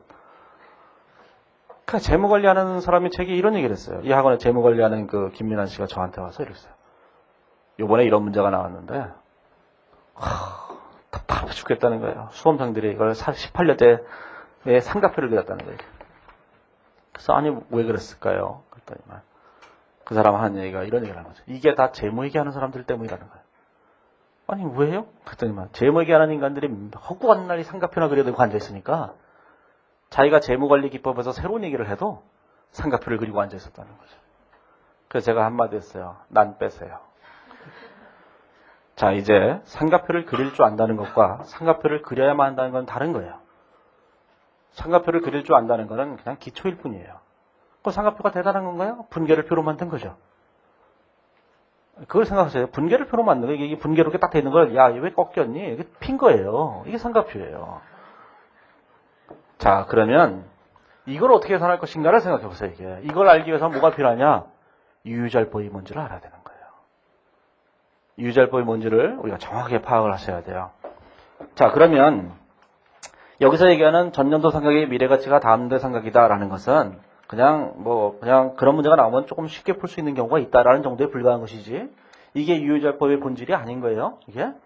자, 뒤로 넘어가 보시면 유유절법의 본질에 관한 얘기가 나오는데 어디 나오냐면은 여기 거기 그 141페이지에 나와요. 그 141페이지에 나오는데 141페이지에 가보시면 자 3번에 유유절법의 의미가 있어요. 자, 유유절법의 의미가 쭉 돼 있는데 자 이런 생각을 해보세요. 자, 142페이지에 오면 그림 3-4가 있는데 많은 책들에서 회계원리나 이런 데서도 또는 중급회계에서도 유유절법이 과연 뭔가 이렇게 얘기할 때 이런 얘기를 해요. 자, 이제 유유절법이 있다. 자, 유유절법이 있는데 이게 왜 좋은 것인가 이렇게 얘기하거든요. 왜 좋으냐라고 얘기하면 다들 이렇게 얘기해요. 기초장부가액분의 이자 비용을 이렇게 계산하게 되면 이 금액이 자 2009년도에도 자, 요 금액이 2010년에도, 요 금액이 2011년에도 다 10%로 똑같다. 이런 얘기를 하거든요. 똑같잖아요. 이게 얼마예요? 이게 8756이라고 하는 기초장부 금액에다가 이자 비용을 계산하면, 그렇죠? 이자 비용을 계산하고.